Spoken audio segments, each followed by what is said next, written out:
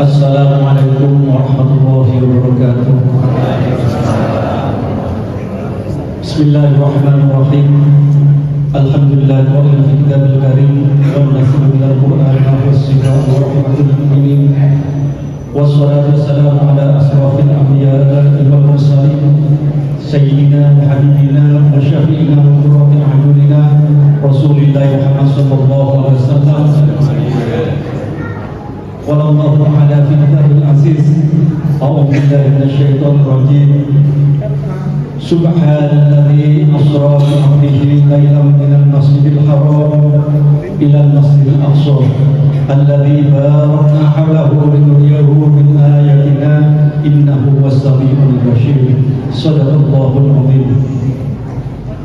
Hadratil muhtaram para ulama, para bapak ibu ingkang kula hormati, wabil khusus yang kami hormati Al-Habib Ahmad bin Abu Bakar As-Segaf,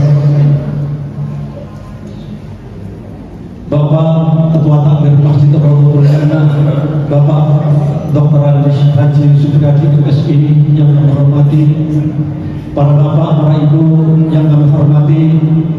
Alhamdulillah wa syukurillah, pada malam hari ini kita masih diberi rahmat oleh Allah Subhanahu wa taala, nikmat yang begitu besar, iman, Islam, sehat wal afidah, sehingga pada malam hari ini kita bisa menghadiri peringatan Maulid, peringatan Isra wal Mi'raj Nabi besar Muhammad sallallahu alaihi wasallam, dan sekaligus menyambut datangnya bulan suci Ramadan tahun 1446 Hijrah. Mudah-mudahan kita semua yang hadir di tempat ini, di majelis ini, Allah memberi suatu kenikmatan, kesehatan, sehingga kita sampai ke bulan Ramadan yang akan datang. Amin Allahumma amin. Para hadirin, para ibu bapak yang kami hormati, kami atas nama sebagai pengatur acara, bila mana ada kata-kata yang kurang berkenan di hati para bapak ibu sekalian, sudilah kiranya bapak ibu sekalian untuk memaafkan kami. Susunan acara pada malam hari ini, yang pertama adalah pembacaan suratul Fatihah. Kami mohon nanti kepada Ustaz Bapak Zaki Gufron untuk memimpinnya. Kemudian acara yang kedua adalah sambutan dari Ketua Takmir Masjid Raudhatul Jannah yang disampaikan oleh Bapak Dr. Haji Supriyadi MSI. Acara yang ketiga adalah Aidatul Hasanah dalam rangka peringatan Isra wal Mi'raj Nabi Muhammad sallallahu alaihi wasallam dengan judul memaknai hikmah perjalanan Isra Mi'raj Nabi besar Muhammad sallallahu alaihi wasallam. Demikian yang acara yang terakhir nanti kami mohon kepada Al-Habib Ahmad bin Abu Bakar As-Segaf untuk sekaligus untuk menutup dengan doa. Demikian dari kami. Akhirul kalam, wassalamualaikum warahmatullahi wabarakatuh.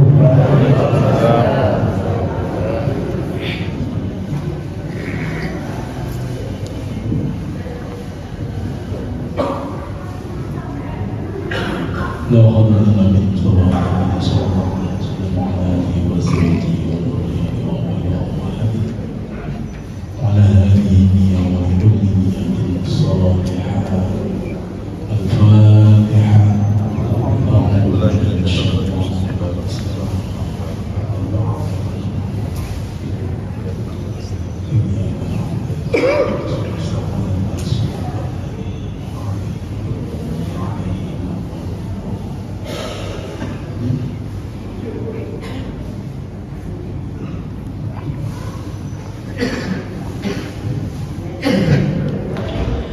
Assalamualaikum warahmatullahi wabarakatuh. Bismillahirrahmanirrahim. Alhamdulillahirabbil qahhar al-malikul jabbar muqawwirul laili amin nahar dzikran lil qulubi wal absar. Wassalatu wassalamu ala nabiyyina al-mukhtar wa ala alihi wa sahbihi akhyar. Wa ba'du. Hadirin kiram, Habib Ahmad bin Abu Bakar As-Segaf ahlan wa sahlan bi hudurikum fi hadzal majlis. Para sekadar takmir Masjid Rawdatul Jannah yang saya hormati, para jamaah, Bapak, Ibu dan undangan sekalian yang saya hormati, alhamdulillah wa syukurillah pada malam hari ini kita bisa bersama hadir di Masjid Rawdatul Jannah dalam rangka ikut serta mendengarkan mau'izah hasanah, yaitu menyambut datangnya bulan suci Ramadan sekaligus peringatan Isra dan Mi'raj Nabi besar Muhammad sallallahu alaihi wasallam. Mudah-mudahan kaum panjenengan saya di masjid ini senantiasa mendapatkan ridha dan pahala dari Allah Subhanahu wa taala. Yang kedua, salawat salam tidak lupa tetap tercurahkan kehadiran Nabi Agung Muhammad sallallahu alaihi wasallam yang telah mengantarkan manusia minal dzulumati ilal nur. Bapak Ibu sekalian yang saya hormati, kami atas nama Takmir Masjid Rawdatul Jannah pertama menyampaikan terima kasih atas rawangan saya, wabil khusus Habib Ahmad bin Abu Bakar Asghar yang berkenan hadir waktunya untuk mengisi mau'izah dalam rangka peringatan Isra Mi'raj sekaligus menyongsong datangnya bulan suci Ramadan. Selanjutnya kami mengucapkan terima kasih kepada pengurus takmir masjid yang sudi kiranya untuk mempersiapkan, walaupun dalam pelaksanaannya amat sederhana, tapi tidak lupa keterlibatan dari Bapak, Ibu dan saudara-saudara sekalian sehingga malam ini dapat terlaksana. Sekali lagi terima kasih dan mohon maaf di dalam pelaksanaan kegiatan pada malam hari ini kita laksanakan dengan sederhana, yaitu ada di masjid, tapi tidak mengurangi daripada esensi pelaksanaan Isra Mi'raj. Inti daripada Isra Mi'raj itu apa nanti ya kita dengarkan bersama-sama. Atau dibalik hikmah peristiwa Isra dan Mi'raj ini buat kita apa yang harus perlu kita koreksi dan apa yang harus kita persiapkan untuk akan datang. Saya kira itu. Sekali lagi terima kasih dan mohon maaf atas segala kekurangannya, dan saya akhiri wabillahi wal inayah. Wassalamualaikum warahmatullahi wabarakatuh.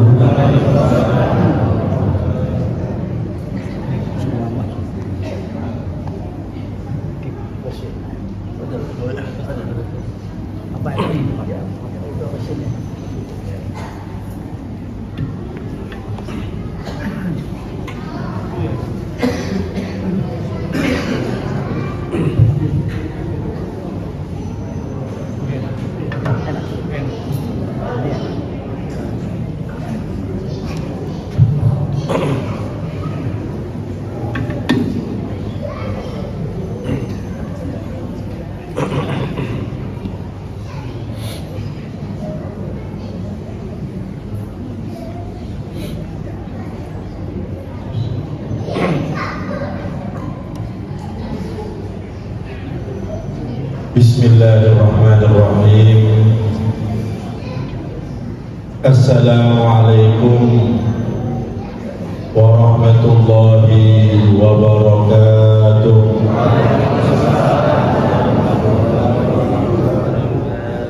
Alhamdulillah alladzi ja'ala min ayatihi al-mi'raj wal isra.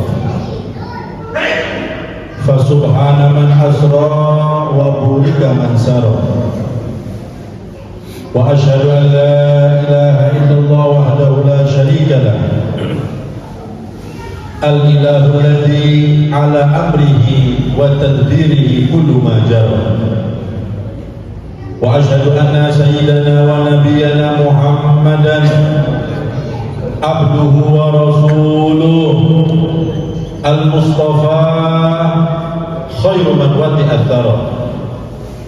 Allahumma salli wa sallim wa barik ala sayyidina wa habibina wa syafi'ina wa nuri qulubina Muhammad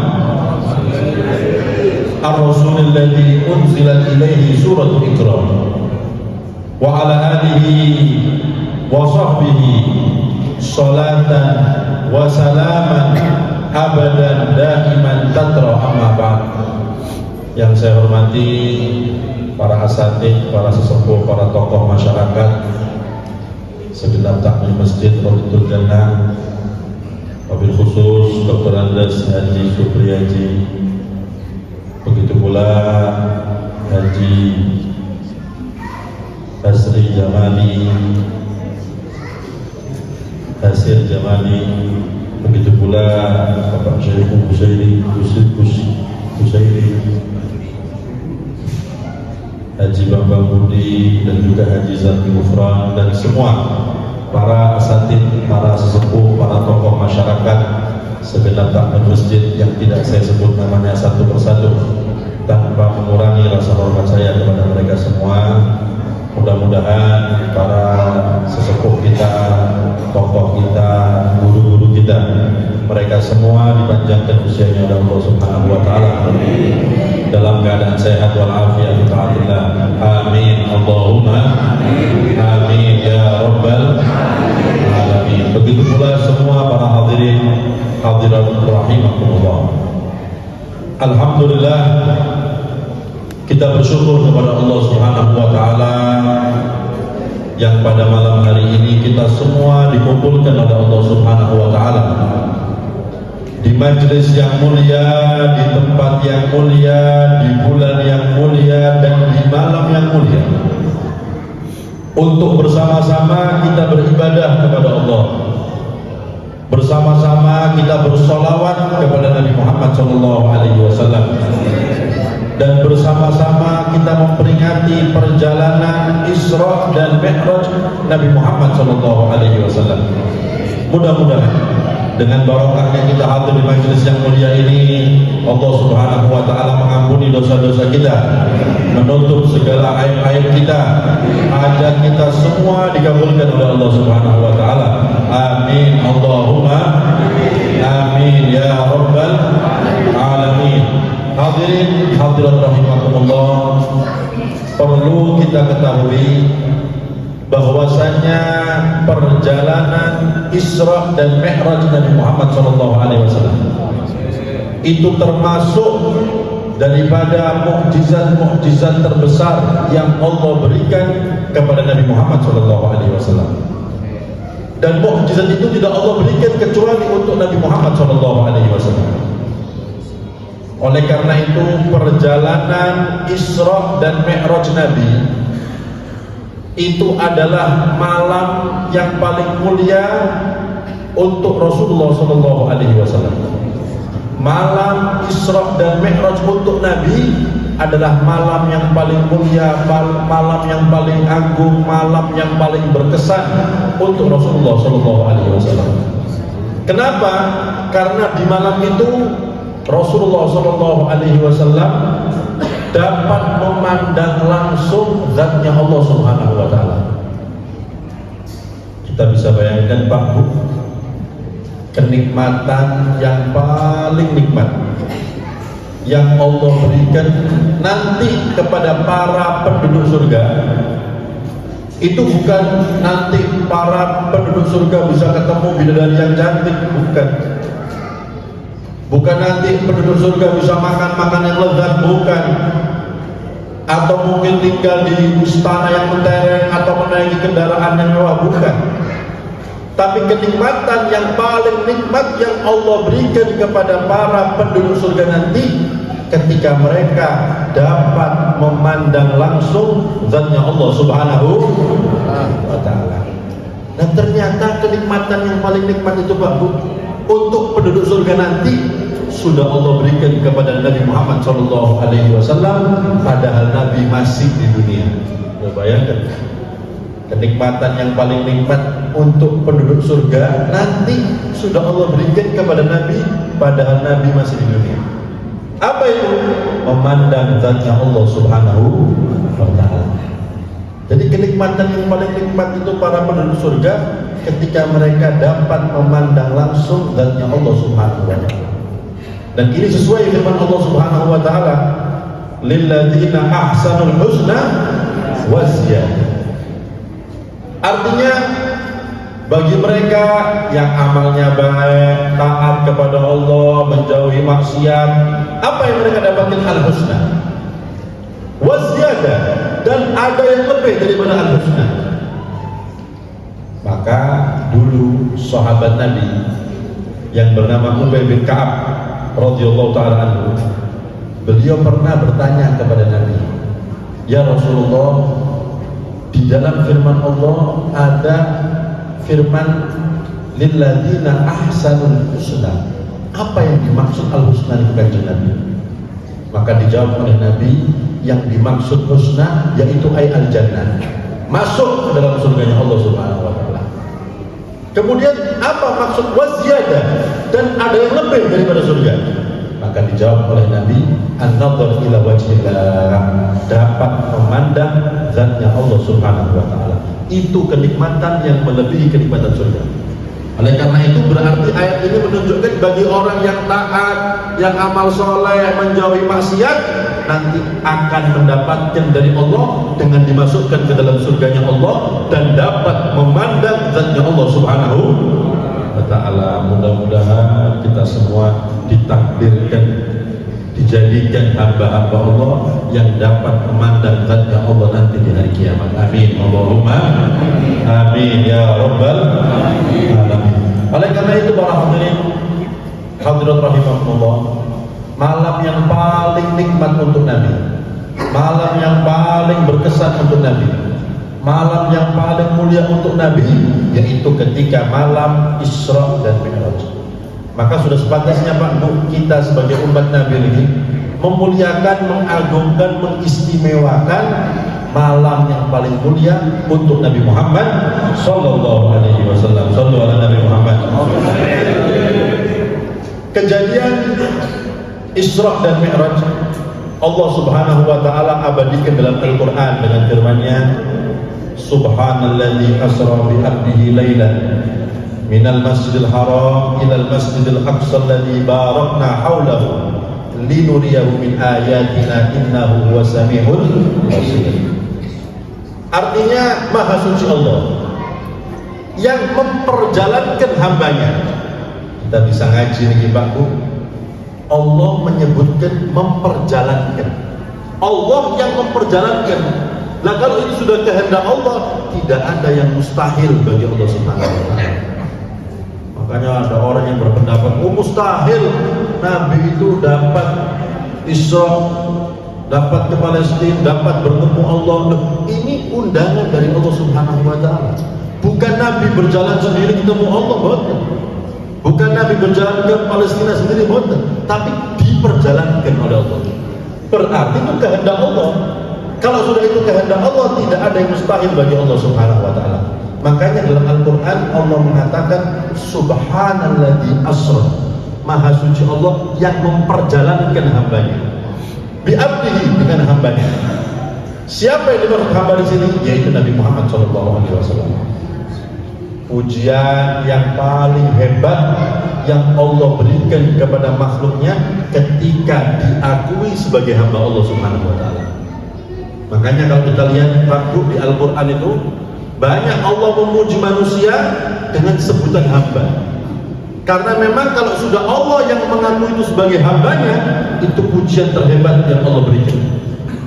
Contohnya dalam Al-Quran ada firman Allah, wa ibadur rahman alladzina yamshuna 'alal ardi hauna wa idza khatabahumul jahiluna qalu salam. Wa ibadur rahman, dan hamba-hamba Allah, itu pujian dari Allah. Allah mengakui, dan hamba-hamba Allah, sinten itu hamba-hamba Allah, siapa mereka? Alladzina yamshuna 'alal ardi hauna, mereka yang jalan di atas muka bumi dengan tenang, tidak sombong, itu hambanya Allah. Wa idza khatabahumul jahiluna qalu salam. Kalau diajak bicara sama orang yang bodoh, nggak ditanggapi, ya. Nggak mau menanggapi ucapan-ucapan orang yang bodoh. Itu tanda mereka adalah hamba-hamba Allah Subhanahu wa ta'ala. Makanya penyebutan hamba kalau datangnya dari Allah itu pujian dari Allah Subhanahu wa ta'ala. Kalau kita ini kan Pak ngaku sebagai hamba Allah, Tapi apakah Allah mengakui kita sebagai hambanya? Itu pertanyaannya. Nah di sini Nabi diakui, Subhanalladzi asra bi abdihi. Maha suci Allah yang memperjalankan hambanya. Dari segi teksnya saja kita sudah pahami Pak, bahwasanya Nabi itu Isra dan nanti Mi'raj ruhan wa jasadan, menggunakan roh dan jasadnya. Karena Allah mengatakan bi abdi, dengan hambanya. Kata-kata hamba itu ya manusia dengan roh dan jasadnya. Tidak mungkin orang mengatakan saya melihat seorang hamba umpamanya, maksudnya rohnya tok. Tidak mungkin. Kalau sudah dikatakan hamba, ya berarti manusia, roh dan jasadnya di situ. Seandainya Nabi itu cuma dengan rohnya tok, maksudnya lewat mimpi, sebagaimana sebagian pendapat orang, maka firmannya bunyinya Subhanalladzi asra bi ruhi abdihi. Begitu nanti. Maha suci Allah yang memperjalankan roh hambanya.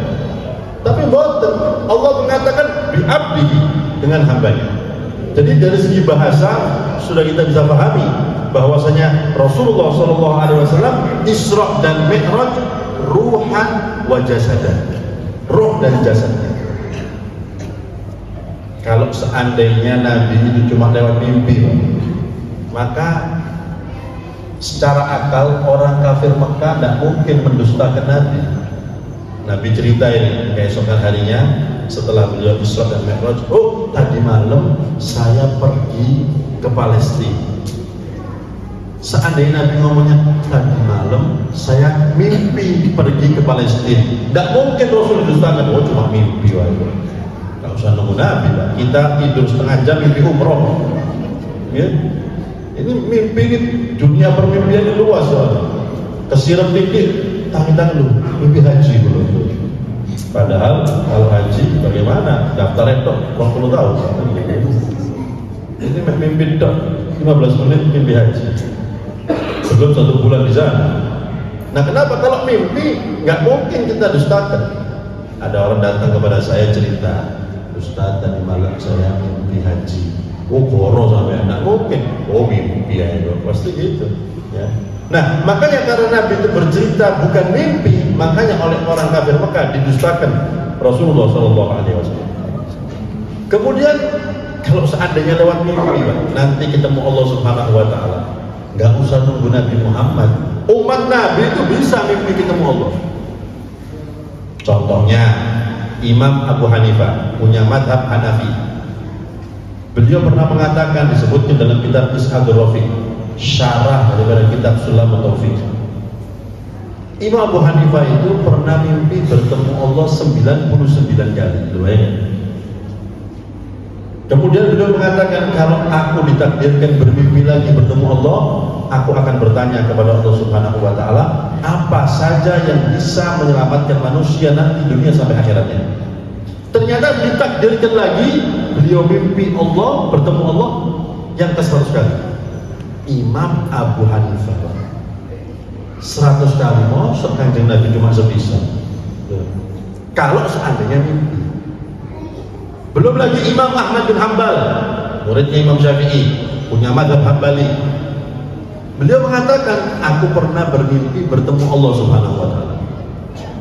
Di situ aku bertanya, ya Allah, dengan apa orang-orang yang dekat kepadamu mendekatkan dirinya kepadamu? Itu pertanyaan Imam Ahmad bin Hanbal kepada Allah. Maka dijawab oleh Allah, bitilawati kalami, dengan banyak membaca Al-Quran.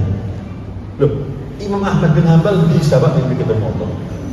Tidak usah menyanyi Kanjeng Nabi, apalagi sampai diabadikan dalam Al-Quran. Seandainya Nabi itu cuma mimpi. Loh, ini yang ngomong Imam Abu Hanifah, yang ngomong Imam Ahmad bin Hanbal. Tidak mungkin beliau berdusta. Ilmunya diakui, keberkahannya diakui, manfaatnya dirasakan sampai sekarang, ibadahnya luar biasa. Nggak mungkin sekelas mereka itu berbohong untuk cerita mimpi ketemu Allah. Zaman saiki wonten tiyang cerita saya mimpi ketemu Allah aja dipercaya Pak. Gak pernah ketemu di masjid mimpi ketemu Allah. Bingung malaikat itu jadi kamplok gitu ya. Ini Abu Hanifah Muhammad bin Hanbal. Lah kalau seandainya Nabi cuma mimpi, masa kalah dengan umatnya? Dan memang kalau mimpi bertemu Allah itu wonten dalil. Rasulullah SAW beliau pernah mengatakan, khairul ru'ya an yaral abdu rabbahu aw nabiyahu aw walidayhi in kana muslimain. Kata Nabi, sebaik-baiknya mimpi, kata Rasul, mimpinya seorang hamba bertemu dengan Tuhannya. Berarti bisa manusia itu mimpi ketemu Allah karena hadis Nabi, atau bertemu nabinya, ini mimpi baik, mimpi ketemu Rasulullah. Awalidayhi, atau mimpi ketemu kedua orang tuanya, in kana muslimaini, apabila kedua orang tuanya muslim. Jenengan kalau mimpi orang tua jenengan itu mimpi baik, karena Nabi mengatakan khairul ru'ya, sebaik-baiknya mimpi. Makanya jarang kita mimpi orang tua kita, jarang. Kenapa? Karena itu mimpi baik. Seandainya ditakdirkan kita mimpi kedua orang tua kita, berarti itu mimpi baik dari Allah Subhanahu wa Ta'ala. Nah, di sini bisa kita pahami bahwasanya Rasulullah SAW beliau itu memang Isra dan Mi'raj ruhan wa jasadan, roh dan jasadnya. Kemudian Allah menjelaskan kapan sih perjalanan Isra dan Mi'raj? Bi abdihi lailan, di malam hari. Perjalanan Isra itu di malam hari. Ulama tafsir mengatakan di sini Allah menyebutkannya dengan nakirah. Maksudnya sebagian di waktu malam, bukan satu malam penuh. Boten. Berapa durasi Nabi Isra plus Mi'raj? Al-Imam Ad-Dahlawi dalam kitabnya As-Siratun Nabawiyah, beliau menjelaskan Nabi itu Isra plus Mi'raj kurang lebih 20 menit, cuma 20 menit. Maka oleh karena itu para hadirin, kalau kita baca Maulid Ad-Daibai, Asy-Syaikh Abdurrahman Ad-Daibai, beliau mengatakan thumma arduhu minal arsh qabla an yabdal farsh wa qad nala jami'al ma'arif. Apa itu artinya? Artinya, dan Rasulullah SAW dikembalikan dari arsy-Nya Allah, maksudnya ketika Mi'raj, sedangkan tempat tidurnya itu masih hangat, belum dingin. Kita bangun tidur, kita pegang kasur kita, hangat Pak. Pemane wong lemu, tambah panas Pak. Turunnya suwe mana? Tolong nggak sulit. Ternyata lalu Nabi itu dikembalikan dari arsy-Nya Allah, sedangkan tempat tidurnya masih hangat. Itu menunjukkan sangat cepat proses Isra dan Mi'raj Nabi Muhammad Sallallahu Alaihi Wasallam. Kemudian dijelaskan oleh Nabi, oleh Allah Subhanahu Wa Taala, perjalanan Nabi Muhammad SAW minal Masjidil Haram ilal Masjidil Aqsa. Perjalanan Mi'raj Isra itu dari Masjidil Haram menuju Masjidil Aqsa. Pertama kali masjid yang ada di muka bumi ini Masjidil Haram. Pernah suatu ketika sahabat yang bernama Abu Dzar radhiyallahu taala anhu. Sahabat Abu Dzar ini Pak, aslinya namanya Jundub bin Junadah, tapi beliau dipanggil Abu Dzar dalam sebagian keterangan sesuai daripada teks atau katanya. Abu itu artinya bapak, Dzar itu sighorun namlah, serangga, semut. Jadi Abu Dzar ini bapaknya semut. Namanya Jundub bin Junadah tapi dipanggil bapaknya semut. Itu bagaimana ceritanya? Ternyata ulama menjelaskan beliau itu selalu ngasih makan semut, dikasih makan, ya. Rahmat meskipun dengan hewan-hewan kecil, apalagi sama manusia. Sama hewan kecil aja rahmat, apalagi sama manusia. Coba keluar panjenengan Pak, wonten semut ini turun nyakot terus diinjak, turun nyakot nih, turun nyakot di atemnya ya. Kalau kita mungkin seperti itu. Nah, sahabat Abu Dzar pernah bertanya kepada Nabi, ya Rasulullah, yang kurang lebih ma huwa al-masjid alladzi wudi al-ard, ma awwal masjid wudi al-ard. Wahai Nabi, masjid apa yang pertama kali ada di muka bumi ini? Itu pertanyaan beliau kepada Nabi. Dijawab oleh Nabi, Al-Masjidul Haram. Pertama kali masjid yang ada itu Masjidul Haram. Tanya lagi kemudian, Tsumma ayyun? Kemudian masjid apa Kanjeng Nabi setelah Masjidil Haram? Dijawab oleh Nabi, Al-Masjidul Aqsa. Kemudian Masjidul Aqsa. Tanya lagi sahabat Abu Dzar, fakam bainahuma, berapa jarak antara keduanya? Dijawab oleh Nabi, arba'una aman, 40 tahun. Jadi pertama kali masjid yang ada itu Masjidil Haram, 40 tahun kemudian baru ada Masjidil Aqsa. Dan dua-duanya yang membangun itu Nabi Ibrahim alaihissalam. Nah makanya di sini bisa kita ambil pelajaran para hadirin. Nabi itu diperjalankan dengan perjalanan yang spektakuler luar biasa, itu dari masjid ke masjid. Ya, bayangkan. Ini sebagai peringatan sebenarnya bagi kita umatnya ini supaya sering-sering ke masjid, ya, supaya memakmurkan masjid. Ya, mudah-mudahan masjid ini selalu makmur, makmur dengan ibadahnya, makmur dengan rezekinya, makmur dengan barokahnya. Amin Allahumma amin ya rabbal alamin. Kemudian ketika Rasulullah SAW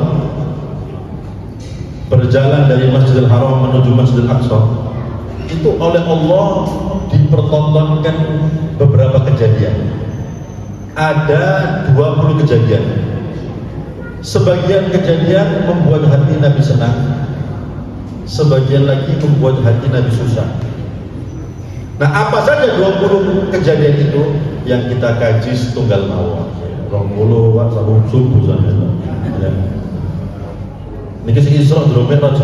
Ya. Ini Isra belum Mi'raj. Mi'raj tahun depan insyaallah. Nah, ketika Rasulullah SAW diperjalankan dari Masjidil Haram menuju Masjidil Aqsa, termasuk ini Nabi dikawal oleh malaikat Jibril, malaikat Mikail, satu lagi ulama akan menyebutkan namanya. Bayangkan Pak, malaikat yang paling mulia menjadi pengawalnya Rasulullah. Bayangkan, ya, bagaimana mulianya Nabi Muhammad SAW. Ulama itu berbeda pendapat, siapa malaikat yang paling mulia. Kebanyakan ulama mengatakan Jibril, ada yang mengatakan Mikail. Tapi dua-duanya ketika Isra dan Mi'raj menjadi patwalnya Rasulullah SAW. Sampai tinggal ya. Kalau sudah yang matwal itu Polres, berarti ngawal bupati. Ya, saya ngeten. Wonten bupati ono Polres pengawalnya. Yang awal sesuai tingkatannya. Oh, kunjungan kerja gubernur, yang awal Polda, naik tingkatannya. Ketika yang datang presiden, kumpul kabeh, Pak. Polri, TNI, Pas Pampres kumpul kabeh. Semakin tinggi jabatan orang yang, semakin tinggi orang yang mengawal, itu menunjukkan lebih tinggi yang dikawal, otomatis. Ya. Loh, ketika itu malaikat Jibril mengawal Rasulullah SAW, malaikat yang paling mulia, berarti menunjukkan yang dikawal lebih hebat, lebih agung, lebih istimewa. Sampai Allah memerintahkan malaikat yang paling mulia untuk mengawal Rasulullah SAW. Sallallahu alaihi Muhammad. Nah, di dalam perjalanan Isra dan Mi'raj itu, kalau guru saya Sayyidul Walid Al-Habib Salim bin Abdullah Asyadili, beliau pernah menjelaskan perjalanan Isra Mi'raj ini tidak sembarangan para hadirin. Sampai Allah melibatkan 5 alam sekaligus. Dalam perjalanan Isra Mi'raj ini dilibatkan 5 alam. Yang pertama alam dunia, karena Masjidil Haram, Masjidil Aqsa itu untuk dunia. Kemudian melibatkan alam barzakh. Kenapa? Karena nanti ketika Rasul sampai di Masjidil Aqsa, Allah menghidupkan semua para nabi, mulai zaman Nabi Adam sampai sebelum Nabi Muhammad SAW. Ada yang mengatakan rohnya, ada yang mengatakan roh dan jasadnya. Semua dihidupkan oleh Allah untuk apa? Sholat di belakang Nabi, untuk menjadi makmumnya Rasulullah SAW. Coba bayangkan, itu melibatkan alam barzakh. Orang sudah meninggal dibangunkan lagi sama Allah supaya sholat di belakang Nabi.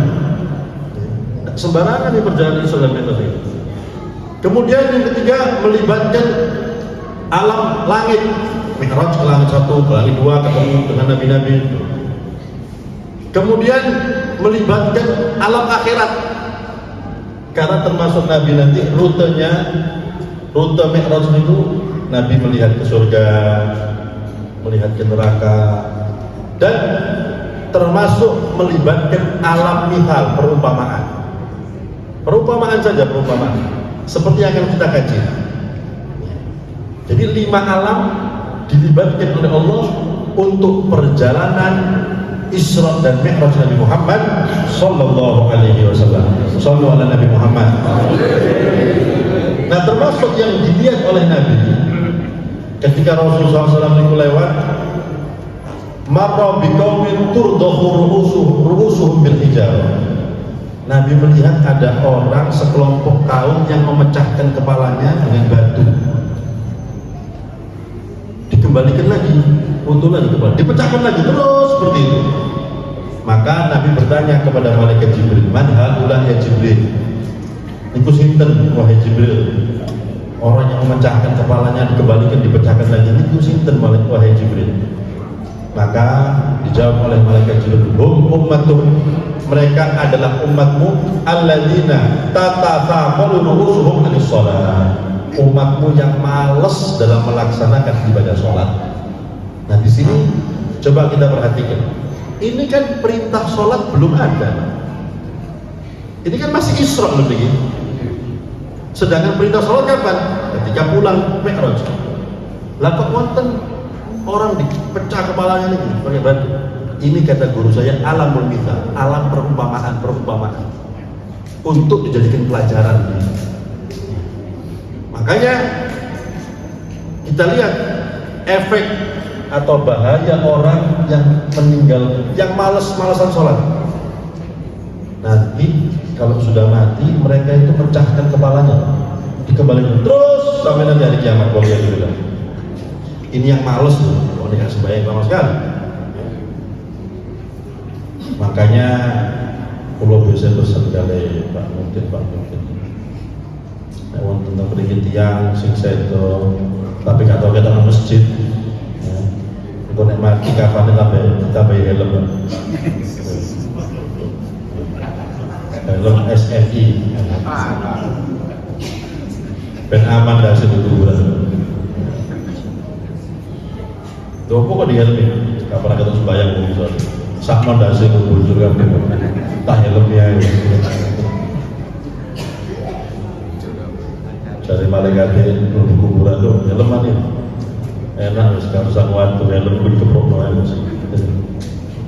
Nah, ini gambaran orang yang malas-malesan untuk melaksanakan ibadah sholat. Makanya Pak Bu, termasuk pelajaran penting dalam perjalanan Isra dan Mi'raj Nabi, kita lihat bagaimana sholat itu perintahnya Allah terima langsung, Nabi terima langsung dari Allah Subhanahu wa Ta'ala. Kalau ibadah yang lain, Nabi itu menerimanya melewati perantara malaikat Jibril. Kewajiban zakat mungkin, kewajiban puasa mungkin, haji mungkin, itu Nabi menerimanya dari perantara malaikat Jibril. Tapi ketika sholat, Nabi mendapatkan langsung dari Allah Subhanahu wa Ta'ala. Ini menunjukkan pentingnya sholat dalam Islam. Oleh karena itu, ulama mengatakan as-sholatu fil Islam bimanzilatir ra's minal jasad. Sholat dalam agama Islam itu kedudukannya seperti kepala dalam jasad manusia. Manusia nggak punya tangan bisa hidup, nggak punya kaki bisa hidup, nggak punya mata bisa hidup, nggak tangan, nggak kaki, nggak mata bisa hidup. Tapi kalau nggak punya kepala, setan lah. Berarti segala sembahyang itu.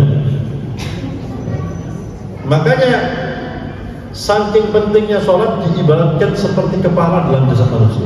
Itu pentingnya sholat dalam Islam.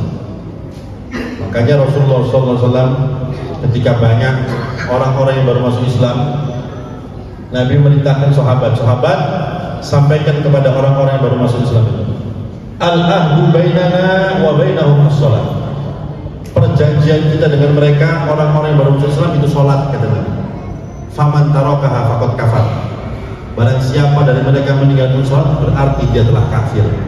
Itu yang disampaikan Nabi kepada orang-orang yang baru masuk Islam. Dan kita lihat Sholat itu adalah sebagai penentu untuk diterimanya amal-amal ibadah kita yang lain. Rasulullah SAW beliau mengatakan, awwalu ma yuhasabu bil abdu yaumil qiyamah as-shalah. Pertama kali yang dihisab dari seorang hamba itu sholatnya. Fa in sholahat sholaha sairu amali. Kalau sholatnya benar, rukunnya, syaratnya, waktunya tepat pada waktunya, kemudian berusaha khusyuk, maka semua amal ibadahnya diterima oleh Allah Subhanahu wa taala. Kalau dia haji diterima, kalau dia umroh diterima, kalau puasa diterima, kalau zakat diterima. Karena apa? Sholatnya benar ini orang.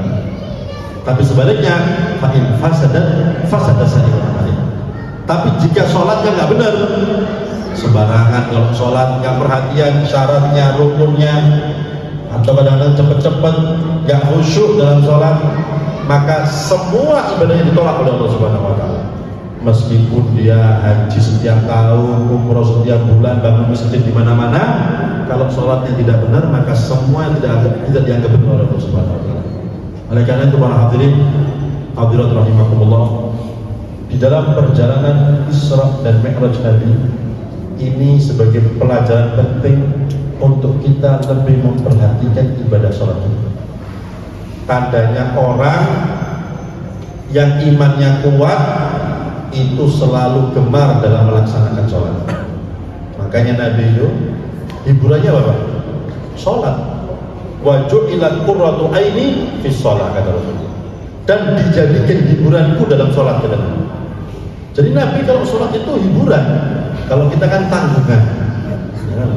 Terus bayar tanggung. Kalau kita mungkin seperti itu, tapi kalau Rasulullah SAW hiburan. Makanya Nabi kalau nyuruh sahabat Bilal adzan, bukan Bilal berangkat adzan buatan. Arihna ya Bilal. Wahai Bilal, hibur kami wahai Bilal. Itu tandanya Nabi nyuruh Bilal adzan. Bukan berangkat adzan Bilal buatan. Arihna ya Bilal. Bilal, hibur kami, hibur kita. Itu maksudnya mau sholat. Makanya orang yang imannya kuat maka akan terhibur kapan dia melaksanakan ibadah sholat. Hanya mudah-mudahan kita minta kepada Allah Subhanahu wa taala dengan barokahnya kita hadir di majelis yang mulia ini, berkat kita memperingati perjalanan Isra dan Mi'raj Nabi Muhammad SAW. Mudah-mudahan semuanya yang hadir di majelis yang mulia ini tidak bangun dari majelis ini kecuali dosa-dosa kita semua diampuni oleh Allah Subhanahu wa taala. Hajat kita dikabulkan oleh Allah Subhanahu wa taala. Yang sakit di antara kita disembuhkan oleh Allah Subhanahu wa taala. Yang susah digampangkan oleh Allah Subhanahu wa taala. Anak-anak kita semua dijadikan anak-anak yang soleh dan solehah, anak-anak yang berjalan di jalan Nabi Muhammad, anak-anak yang bisa kita banggakan di hadapan Nabi Muhammad SAW. Dan mudah-mudahan masjid ini dimakmurkan oleh Allah Subhanahu wa taala. Makmur dengan ilmu agamanya, makmur dengan ibadahnya, makmur dengan Al-Qur'annya, makmur juga dengan rezekinya. Amin Allahumma amin ya rabbal alamin. Dan mudah-mudahan kelak di akhirat kita semua mendapatkan syafaat Nabi Muhammad SAW. Kita dapat minum telaga dari tangan Nabi Muhammad SAW ketika melewati Sirat dituntun oleh Rasulullah SAW, dan di surga kita semua dikumpulkan dengan Nabi Muhammad SAW. Amin Allahumma amin ya rabbal alamin. Kurang lebihnya saya mohon maaf. Wabillahi taufiq wal hidayah. Wassalamualaikum warahmatullahi wabarakatuh. Bismillahirrahmanirrahim. Al-Fatihah liman awsana wa sallallahu alaina wa lana wa lakum ya hadirin. Anna taqabbal du'a wa yajib bil ijabah wa yuballighna al-hajj bil haram wa ziyarat qabrin afdalus salatu wassalam wa ana ilaha alaina wa alaikum sinin ba'da sinin wa awam ba'da awam ala ma yuhibbu rabbuna wa yardul jalali wal ikram wa ala niyati an Allah yunawwiru qulubana wa qawalibana ma'al huda wat tuqa wal afaf wal ghina wal maut bil islam bila mahr. Rabbana atina fid dunya hasanah wa fil akhirati hasanah wa qina